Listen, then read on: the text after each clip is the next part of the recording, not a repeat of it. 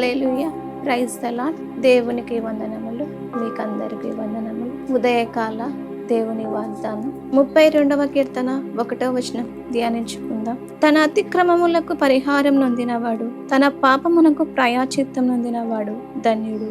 వాక్యంలో చూస్తున్నట్లుగా అతిక్రమములను ఒప్పుకొని విడిచిపెట్టువాడు ధన్యుడు అని మనం చూస్తూ ఉన్నాం. మన పాపమునకు ప్రాయశ్చిత్తం నొందినప్పుడు మనకు ధన్యులముగా ఉంటాము. మనము చేసిన తప్పులను బట్టి, చేసిన పాపములను బట్టి, చేసిన అతిక్రమములను బట్టి మనము దేవుని సన్నిధిలో కన్నీటితో మనము పాపాన్ని ఒప్పుకొని విడిచిపెట్టినప్పుడు మనం కనికరాన్ని పొందుకుంటాము.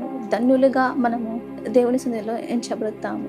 ఆదాము చేసిన తప్పును, పాపాన్ని ఒప్పుకొనక కప్పుకొన్నాడు. అలాగా మనము కప్పుకొనక మనము దేవుని సన్నిధిలో ఒప్పుకునే మనస్సు దేవుడు మనకు ఇచ్చును గాక. అలాగే దావీదు చేసిన తప్పును బట్టి, చేసిన పాపాన్ని బట్టి కన్నీటితో, హృదయముతో, వేదనతో యెహోవా సన్నిధిలో కన్నీటితో ప్రార్థించాడు. తన పాపమును బట్టి ప్రాయశ్చిత్తము నొందడానికి దేవుని సహాయం కోరాడు. శుద్ధ హృదయము ఇవ్వమని దేవుని సన్నిధిలో శుద్ధ హృదయం కొరకు దేవుని సన్నిధిలో అడిగాడు. దావీదు ఏ విధంగా అయితే హృదయపూర్వకంగా పశ్చాత్తాపంతో పడి ఇక ఎన్నడూ పాపం చేయకుండా పరిశుద్ధముగా ఉండటానికి దేవుని సన్నిధిలో అడిగాడు. మనము కూడా చేసిన తప్పును బట్టి, చేసిన పాపాన్ని బట్టి, అతిక్రమమును బట్టి మనం దేవుని సన్నిధిలో ఒప్పుకొని విడిచిపెట్టినప్పుడు కనికరాన్ని పొందుకుంటాము. దేవుని చేత మనం ధన్యులుగా ఎంచబడతాము. దేవుడి వాగ్దానం నెరవేర్చును గాక.